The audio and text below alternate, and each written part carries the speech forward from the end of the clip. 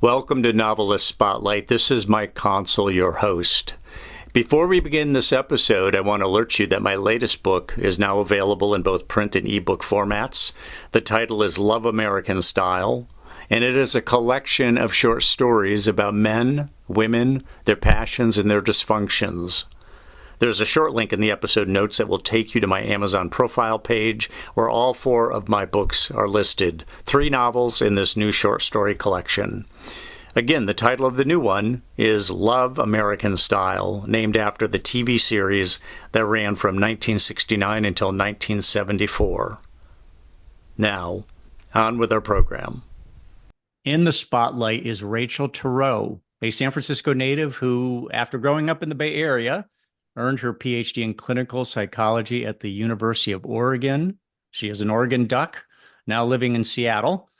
She is the author of the book titled The Self-Talk Workout, 6 Science-Based Strategies to Dissolve Self-Criticism and Transform the Voice in Your Head. We are going to discuss exactly that, self-talk and how it can work for writers. Writing is such an exacting process. We know that being writers, it can be so damaging to one's confidence when things aren't going well.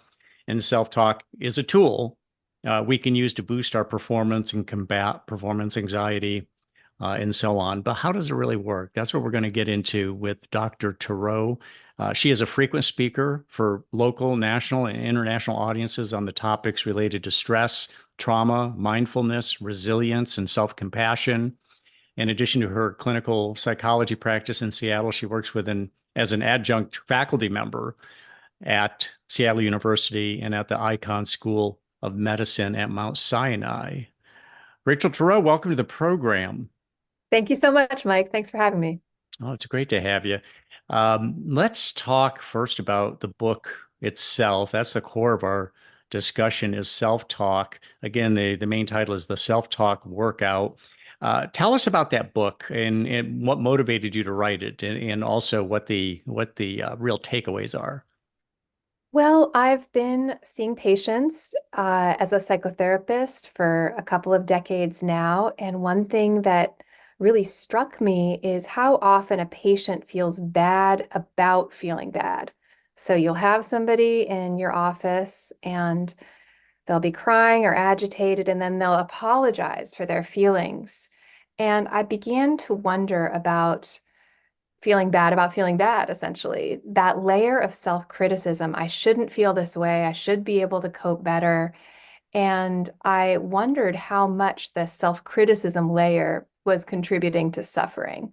So I kind of did a lot of nerding out. I took a deep dive, and there's a lot of fabulous research out there showing that basically criticizing yourself makes everything worse. Doesn't matter if it's anxiety, depression, PTSD. If you add self-criticism to it, the symptoms become more intense. And that's really upsetting, but it's also a fabulous opportunity because it means that if you implement effective ways to reduce self-criticism, you've got more energy, more focus, more motivation, and fewer mental health issues.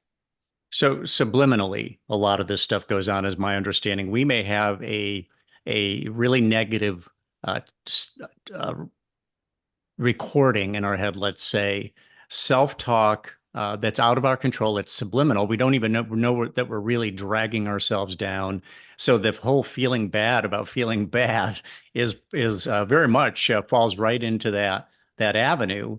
And the theory of self-talk, again, my understanding, I'll ask you to expound on this or clarify, is that by replacing the negative thoughts, whether conscious or unconscious, we basically reprogram ourselves in a way that makes us higher functioning. It gets rid of some of that anxiety, gets rid of some of that maybe depression, the self-criticism, and takes us to a higher level of thinking, and hopefully some self-optimization. Yeah, I think that you've got the gist of it right there. At this point, it's beyond a theory. We've got great research showing that the way you treat yourself inside your own mind really matters. As to whether it's subliminal or self-conscious, that really varies from person to person. In general, actually, people are not the same with respect to if they think inside their own minds using words or not. So some people really experience a constant verbal monologue, and some people don't. Some people have more just kind of a sense of, oh, or without words always put to it. So, different people's minds work in different ways, but So this you're general, indicating it could be a thought pattern rather than actual words, that a person just has that yes, emotion, that feeling. exactly. So basically, it's just how you treat yourself. How you treat yourself. It might be verbal, it might be using words. But I also mean by self-talk, just kind of how you're reacting to your own experiences, your thoughts and your feelings. Are you kind of being judgy to them about them, whether you're using words or not? Are you kind of feeling bad about yourself for the way that you're feeling? Or are you kind of like, actually, being a human is pretty complicated. There are all these emotions. Sometimes I'm going to feel angry. Sometimes I'm going to feel sorrow. I don't have to feel awesome all the time to be a successful human being. And if you have that kind of attitude, whether it's verbal or not, you're in better shape and you're more resilient to handle all of life's many twists and turns. I'm curious about your take on this. There are people in other countries, like for instance, European countries, who think Americans are just obsessed with being happy, that it's kind of ridiculous that we place so much emphasis on being happy rather than necessarily being useful or doing something practical and something that fortifies society. We don't always have to be happy. It sounds like you're kind of indicating that, but I'm not sure if you agree that we obsess over happiness. I think a lot of people do, not necessarily everyone, but I do think it's important to distinguish happiness from well-being. I think well-being, kind of, being a person who can handle life and feel well or find meaning a lot of the time, I don't think that means always being happy. I don't think that's possible. So I do think that there are, certain elements in this country or popular culture that convey that it is possible somehow to feel happy all the time. And I don't necessarily agree with that. I just think that life is too complicated and that it's healthy to feel, sorrow if something bad or difficult happens. It's normal to feel disappointment. And I think pressuring yourself to be happy all the time actually makes you more vulnerable to self-criticism. I remember way back when I was in junior high school, we had, or maybe even elementary school, we had a health teacher, and she said, if you're always up here, and she held her hand over her head, meaning that you're feeling really high, uh, or you're always down here, indicating you're always feeling low. She said something's wrong. It's normal for a human being to go through these vicissitudes. You're going to be happy some of the time. You're going to be just basically on your normal level some of the time, and you're going to feel unhappy some of the time. That to be to either one of those extremes constantly is an indication that something's wrong. That's right. Even And if, I even if love it's that word. highly, even What? if, oh, I'm sorry, what word was that? Vicissitudes is Yeah, exactly the yeah. word. It's an underused word. Yeah. Well, it's actually used quite a lot in Buddhist psychology. There's a framework of talking about the eight vicissitudes, such as pleasure and pain. The idea is that it's normal to feel some pleasure and it's normal to feel some pain. This is a vicissitude, a changing circumstance in life. Hmm. And the same is true for fame or disrepute. Whether people like you or don't like you. And I think that's particularly helpful to writers because we can't control how the audience is going to react to our work. So having that framework that there are going to be these vicissitudes, these ups and downs. Maybe you wrote something you didn't think much of and you get a fabulous response, and then you try really hard on something else and nobody seems to like it. And if we can kind of have it in our minds that this is part of the normal course of being a writer, this doesn't mean that there's something terrible about me or um, I just kind of accept that there's a lot beyond my control. That might put us in better shape when these vicissitudes occur. And I would argue that we don't know how we are going to react to our own writing. And I think you kind of Agreed. indicated Yeah. that we sit down, and that's what keeps us from sitting down and writing a lot of the time is that a good writing day will make us high. A bad Right. writing day, and we suffer, and we are, we're res we are resistant to wanting to sit down and go at it again. It's difficult to really, that leads to procrastination, certainly performance anxiety. It is difficult a lot of the time for people to get back to the writing after they've had bad writing days. So we don't know how we're going to, we don't know what the output's going to be. We don't know how we're going to react to it. And here come, the vicissitudes of mood again. So we do want to target the writing process with this, but let's start with the basic outside of writing, just self-talk in general. What are some of the principles of good self-talk? I mean, is it like meditation where spend 20 minutes in the morning, 20 minutes in the evening, loading up with some positivity, or is there something else, some other, is there a whole variety of different methods for it?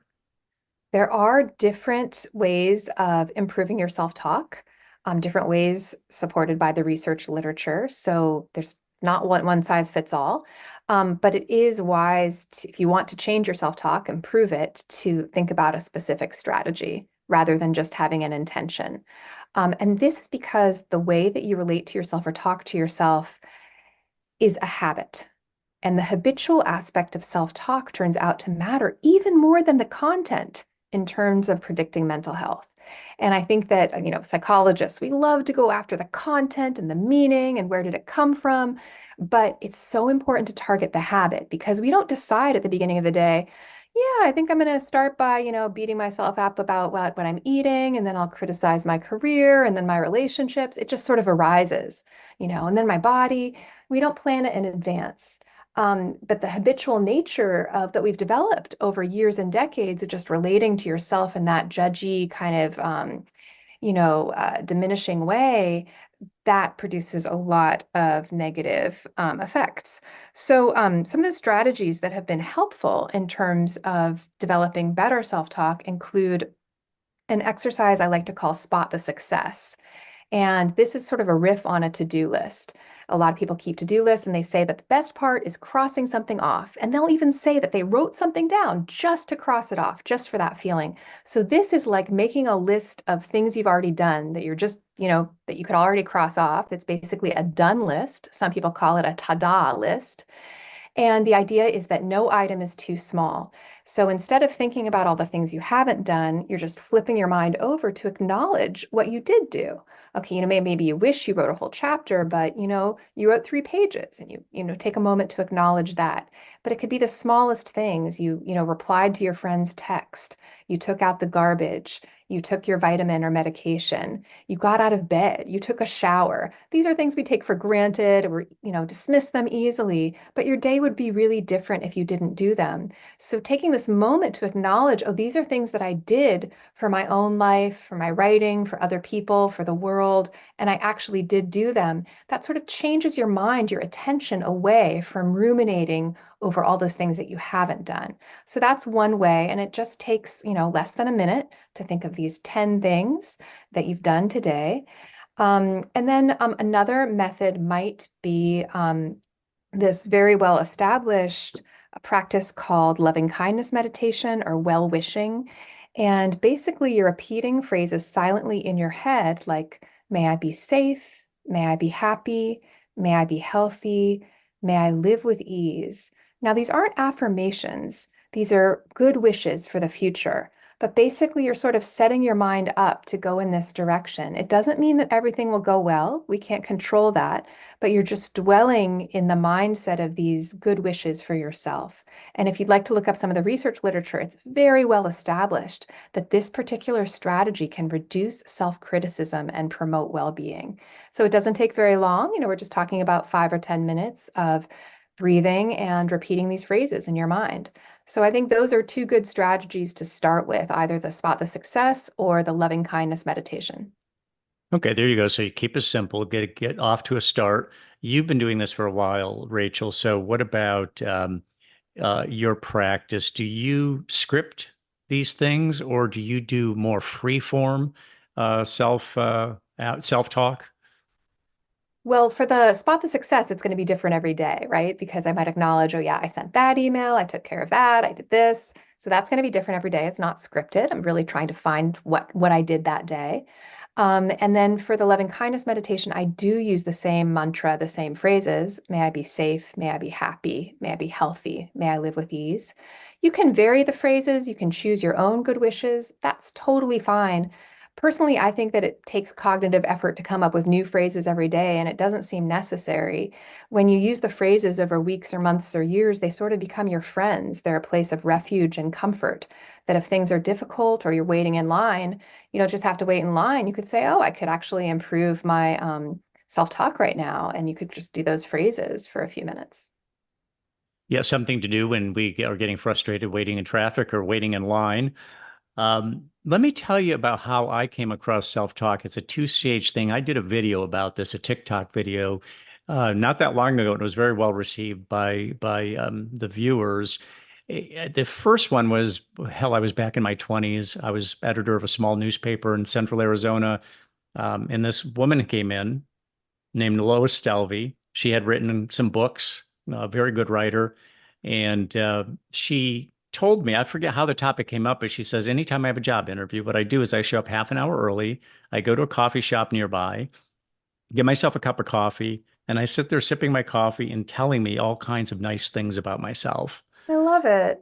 And then she'd go into the interview and she said, and I would go in there feeling very good about myself and I, would do well, and I would get the job. Oh, fabulous. That Wonderful. was, and then I followed Yeah. that with, I remember I was living in Portland, Oregon at the time. I was driving down the freeway and I just started doing that self-talk based on what she had told me.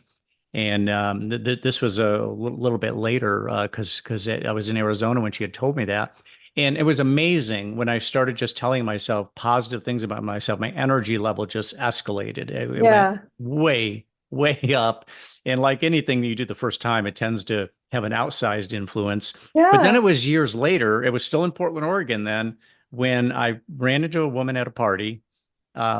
She was, my God, probably early 30s, beautiful, glowing, real good conversationalist. I'm chatting away with her, and she happened to mention that she used to be suicidal, and I was like shocked. And I'm like, I said suicidal, and she said, yeah, until I read this book, and it changed my life. And I said, well, you got to tell me what book it is. Yeah. And she said, the book is What to Say When You Talk to Yourself, which is a Hmm. very famous book now by Shad Yeah, Helmstetter, totally. a psychiatrist. And he does a lot of scripting in there. And I think I even say in the video that, the scripting that he didn't resonate with me because everybody's different and I did my own sort of Exactly. thing. In fact, I didn't script. I just went free form with it.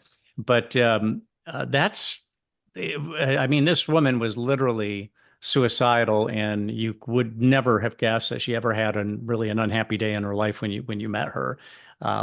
It really kind of demonstrated that kind of power. Are you familiar with that book by Shad Helmstetter, What to Say When You No, Talk to I Yourself? just know that it exists, but I haven't read it.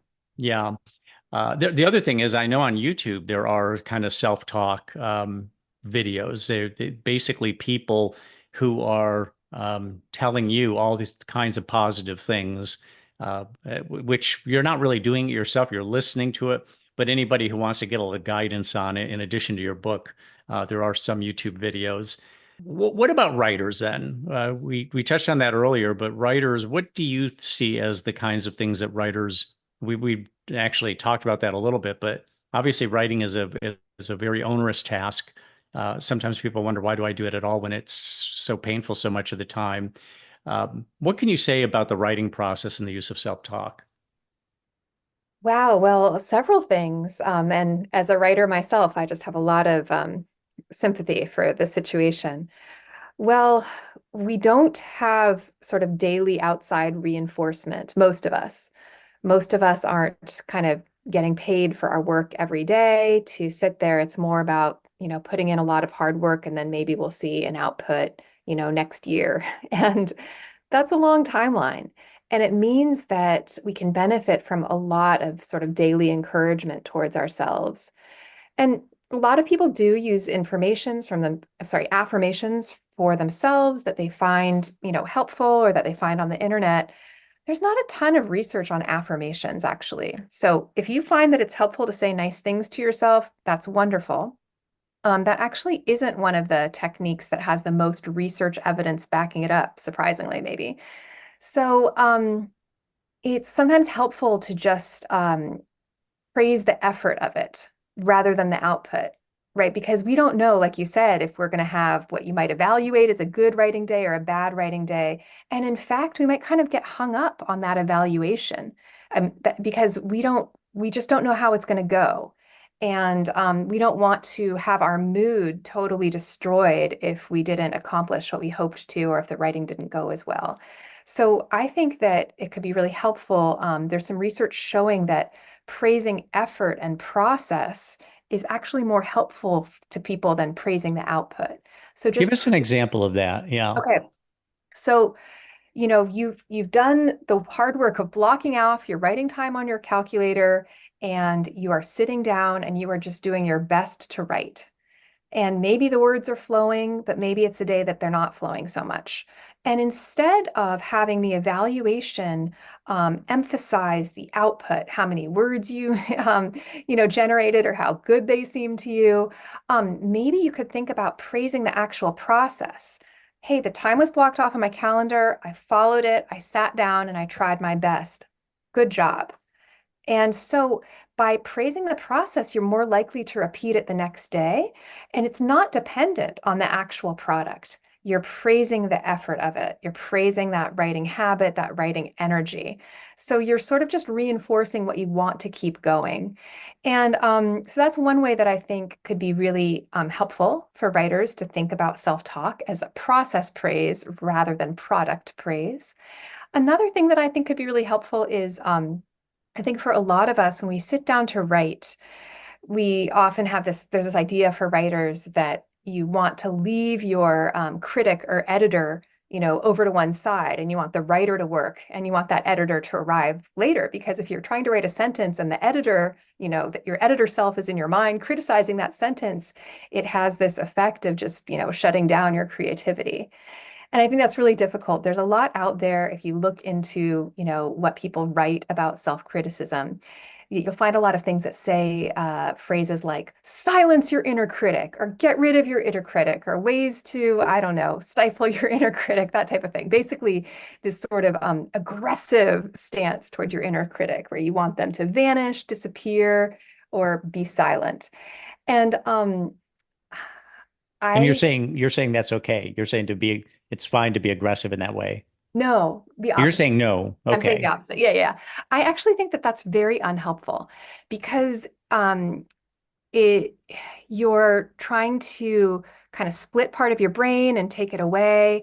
It's true that I think you want to you're hoping that your mindset will be more in the creative mode and less in the editing Oh, mode. I see. You're It's still the in hope. the writer versus Yeah, the writer editor. versus editor. So that Yeah. is the hope. But if the critic starts to arise, instead of slamming it down, which is actually a criticism, right? It's a negative event if you're like beating yourself up in your mind, even if you're beating yourself up about having the critic arise when you want the creative lead to be in charge.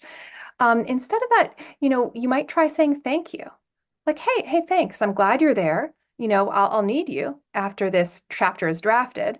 But right now, I'm kind of going to focus on the creativity. But thanks, I'll be in touch. So you're actually acknowledging in this sort of friendly way that the editor critic part of yourself, as long as it's not mean, it does actually have a role to play in the writing process. The the issue is being too mean to your inner critic is a type of self-criticism. It is a type of self-hatred. Whereas it seems more healthy mentally in terms of, mental health issues to be kind to all of the challenging parts of yourself. Hating a part of yourself, even for a minute or even to be funny, might really detract energy from what you're trying to do, and it could cause problems. Some of what you were saying in first person, when you're doing self-talk, is it generally handled that way that you're speaking to yourself, you're in first person?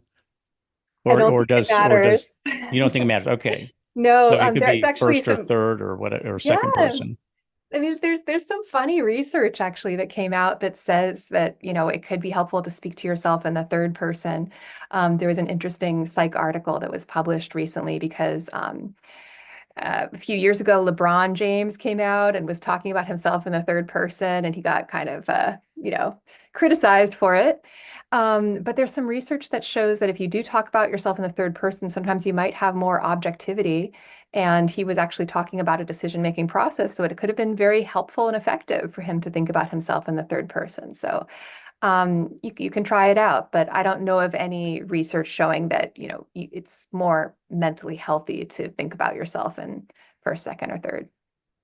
That's interesting, though. Yeah, the idea of distancing yourself a little bit by speaking in third person and Yeah. giving yourself maybe a little bit more objectivity for the situation. But people are oftentimes regarded as being kind of high-handed when they're speaking in Right. third person. Yeah.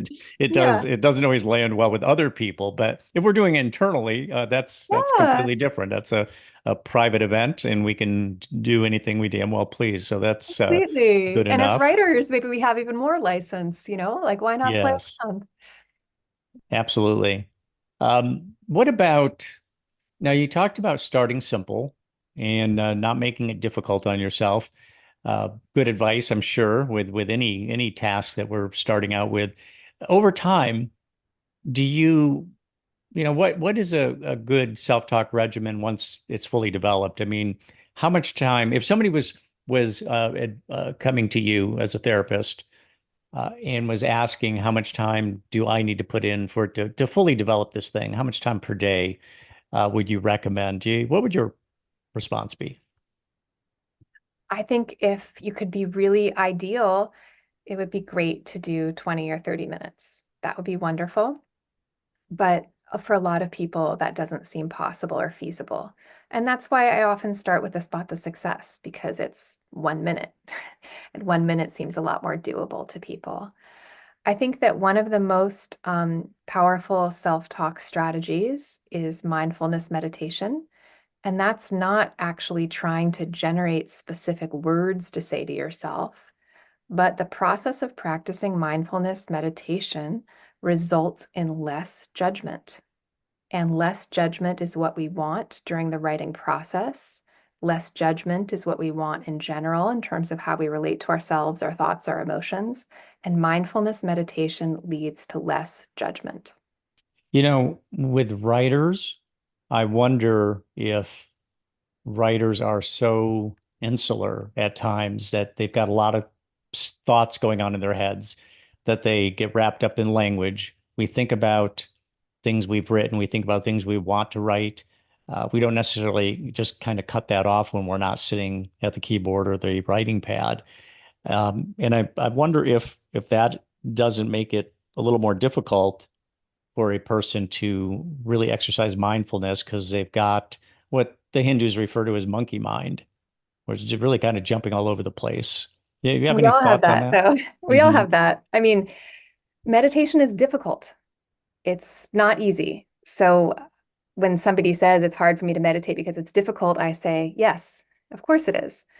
This is a hard mental workout. A lot of my undergraduate students expect this to be easy, to feel peaceful and wonderful.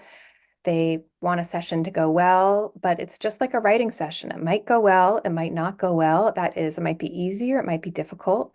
But just because it's challenging doesn't mean that it's not meaningful. And yes, the mind is going to jump everywhere, and there might be words or there might not be words. And because developing attention is so very important for writing and for other endeavors, the goal again is the effort. The hard work is the effort. Your attention went there, you bring it back to the breath. You thought about something else, you bring it back to the breath. And you can note, that is, you can observe, oh, my mind went there. That's a great idea. Okay, I'm going to come back to that later, back to the breath.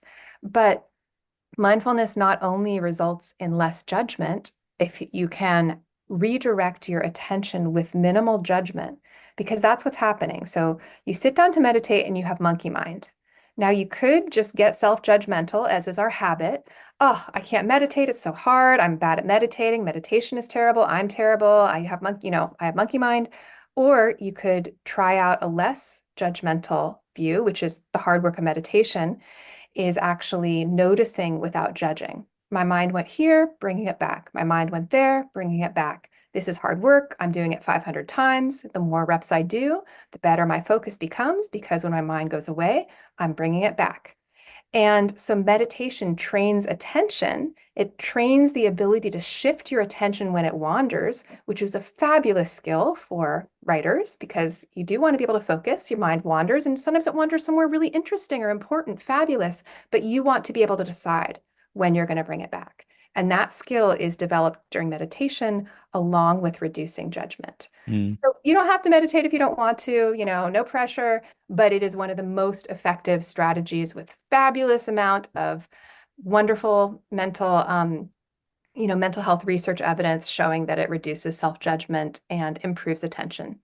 A lot of people really struggle with meditation, and at least with self-talk, you're you're actually allowing yourself to not try to corral your mind as much as just direct it to some positive input, which I think would be, I would guess that self-talk, my own experience with it, self-talk is a lot easier than meditating because our mind naturally wants to be kind of unshackled. That's not a good way to think of meditation as shackling it because a lot, like as you say, a lot of good stuff. I Um, think that people do often see meditation as that you have to sustain your focus, but that's actually a misconception. So, the ability to shift your attention is practiced during meditation. So that shifting attention is just as helpful as sustaining attention. So, I actually think that they work similarly in terms of both, a meditation practice or trying out new self-talk is you're changing some words, maybe you're changing what's on your mind on purpose. And this also has an aspect of attention. So you're paying attention to something on purpose, whether you're doing it with your breath, shift like you notice your mind went away, you bring it back to the breath, you try not to judge yourself. That's this conscious mental effort involving how you relate to yourself. But if that's too difficult or you don't like it, yeah, you can do a spot the success. You can do those loving kindness phrases. You can have another method, but it's still kind of changing where your attention is on purpose. Mm. You know, my brother had started meditating. This was a few years back, and I asked him, of course, what kind of meditation are you doing? Are you counting your breaths? Are you doing using a mantra? Are you listening to silence? And actually, what he was doing was something a more active sort of meditation, kind of more along the lines of what you're talking about. He wasn't trying to silence his mind as much as it was that he was playing with certain thoughts and holding them, staying focused on certain things, not a mantra, but just more maybe a thought pattern or a phrase, things of this sort. So when you work with your clients, um, talk about the use of self-talk. What kind of results? I guess what I'm getting at is what kind of results have you seen therapeutically with self-talk in your clientele? Well, yeah, I've been really interested in these different approaches, and I wanted to make sure to implement the ones that have the most scientific support. So, when I was working as a psychologist at Seattle University, I started a self-talk group for students. It could be, anybody who wanted to improve self-talk. And the techniques that I used were this mix of, spot the success, loving kindness meditation. There's a couple of other approaches as well. Self-compassion break, think of something that happened today that was a little bit difficult and spend some time just allowing yourself to have those feelings and to be kind towards them. That's a self-compassion break. And there were 4 sessions of this self-taught group where we practiced these different techniques. And I encourage students to practice in between sessions. I took pre and post assessments. I asked students to fill out questionnaires before and after the 4 sessions. And those 4 sessions of self-talk, the pre and post questionnaires demonstrated a significant change in terms of levels of depression, anxiety, and self-criticism. So that's pretty encouraging to me, both as an educator and as a therapist, that it doesn't necessarily have to be a very long process or a long intervention to get meaningful results. How did you come across self-talk? Was it part of your studies when you were becoming a clinical psychologist? Is it part of the curriculum these days, or Not how at did you come all. across it? No, no, No. no, not at How all. did you find out about Um, it? Where'd you well, run into it? when you're studying psychology in graduate school, people often talk about self-criticism in terms of depression because it's, one of the standard symptoms of being depressed is feeling bad about yourself and feeling self-critical. So I had sort of had it as in my mind as I was training in graduate school and after that, okay, that's a symptom of depression if people are feeling bad about themselves. But it wasn't just depressed people. People with a lot of anxiety feel horrible about themselves for having so much anxiety. People who, have trouble, getting through breakups, traumatic events, other things, feel bad that they can't get through things faster and they're criticizing themselves about it. And so, if you look in the research literature, self criticism worsens a full range of issues. It's not just depression. And, it does contribute to suicidality, for instance, and it does contribute to body image concerns and eating disorders. So, it really spans, it's transdiagnostic. It's not just one area of mental health. So I sort of delved into this on my own, and I was just really interested in all the research showing that, self-criticism can be changed.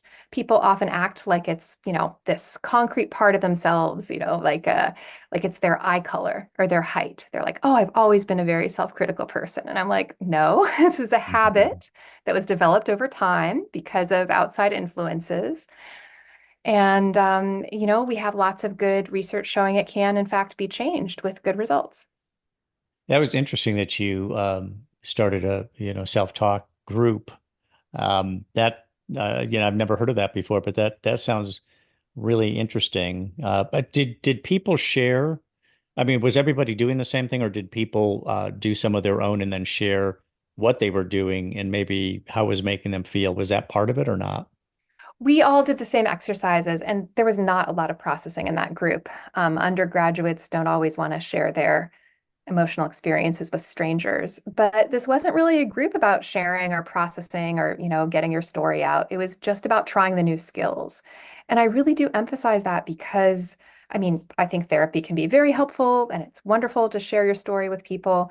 But in terms of changing mental habits, the evidence shows that actually practicing the techniques, the minutes that you spend doing them, has a bigger effect than, just having the intention. Let's talk about your book again. And for our listeners, there's a link to Rachel Turow's book in the episode notes, so you can get yourself a copy. What again? What motivated you to write the book? And did you did you use self-talk while writing about self-talk? Great questions. Well, I was motivated to write the book because I just saw so many people around me, undergraduate students, adult patients, others, just putting themselves down a lot. And I was just really interested, as a research scientist and as a therapist, you often think in terms of these mental health categories. So I was really fascinated that here's something that spans so many different categories. And because maybe it's not, neatly attached to any one mental health condition, maybe it's just kind of unusual to think about that. That's just not how we usually approach mental health these days. But the evidence is just really compelling. So the research scientist part of me was very excited to learn about all this great research about it. Um, and yeah, I just, you see people crying in your office and then apologizing for crying, and you can't get to the material because people feel so bad about themselves for having the material in the first place. Yeah, I just am really interested in that layer, and I don't think it needs to be there. And so I'm glad that we can reduce suffering by improving self-talk. So that's exciting for me.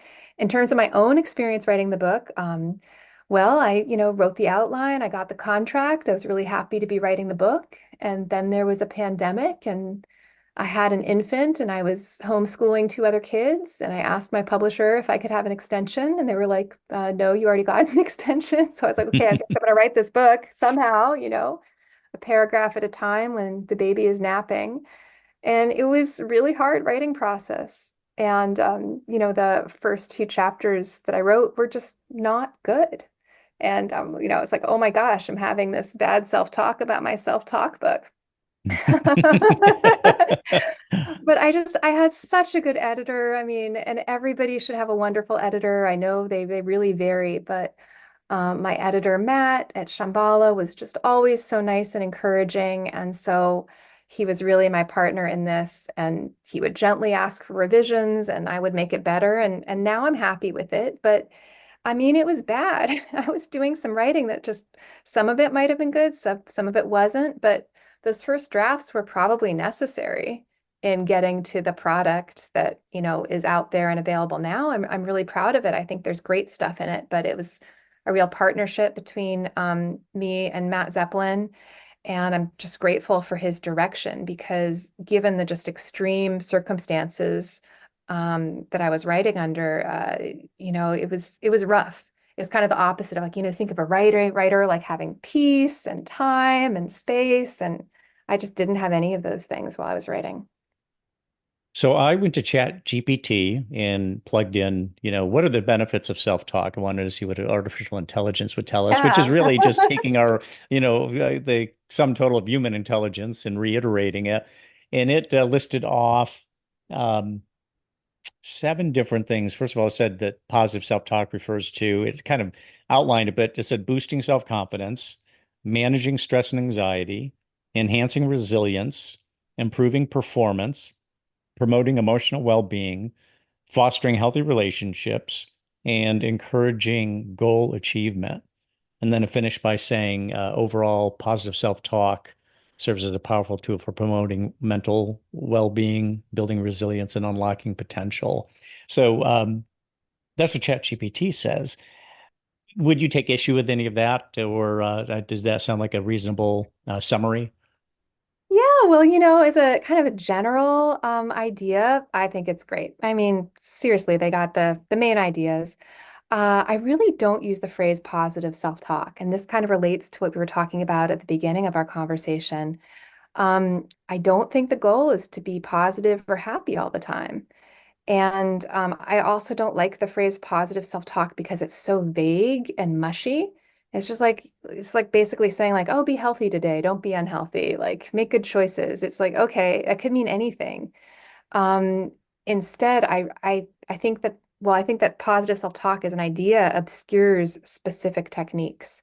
And so this list also that you read to me from ChatGPT seems to focus more on the effects of effective self-talk rather than the actual process of effective self-talk. So I usually use the phrase like healthy self-talk, which might, things might be really miserable. And I don't think that it is helpful if somebody is really suffering to be like, let's do positive self-talk.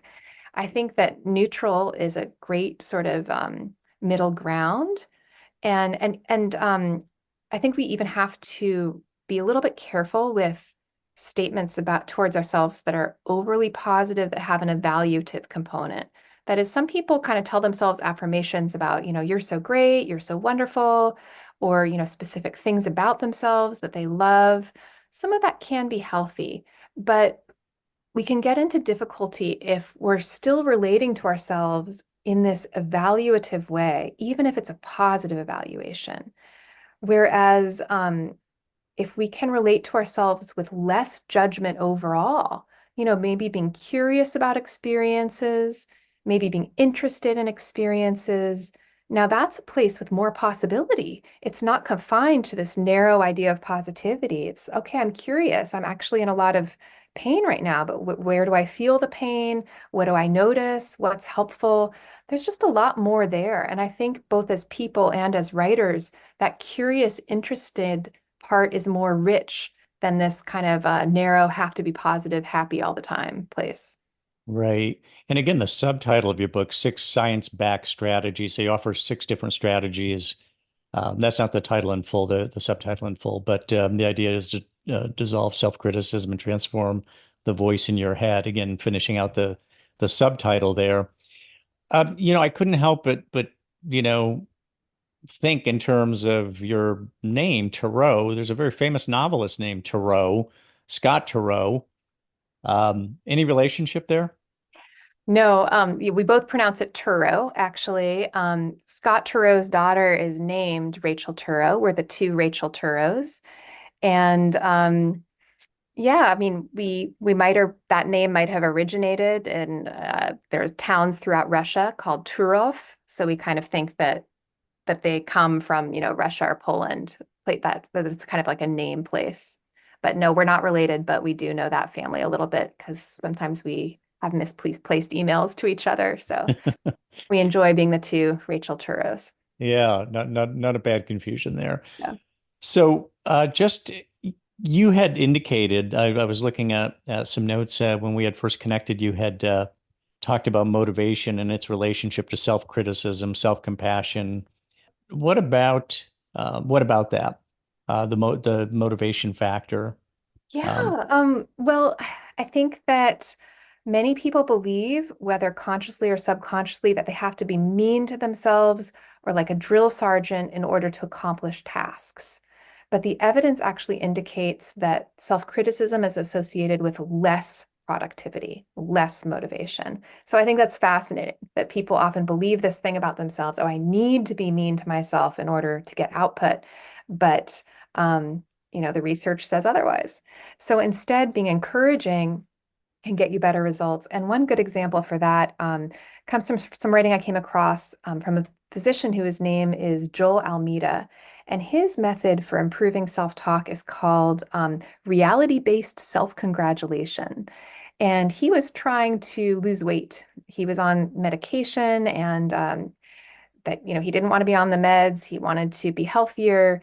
And so every time he went 30 minutes without snacking, he would say, great, good job, you didn't snack for those 30 minutes, wonderful. And then he would do another 30, and he was able to lose the weight and quit the medications he didn't want to be on.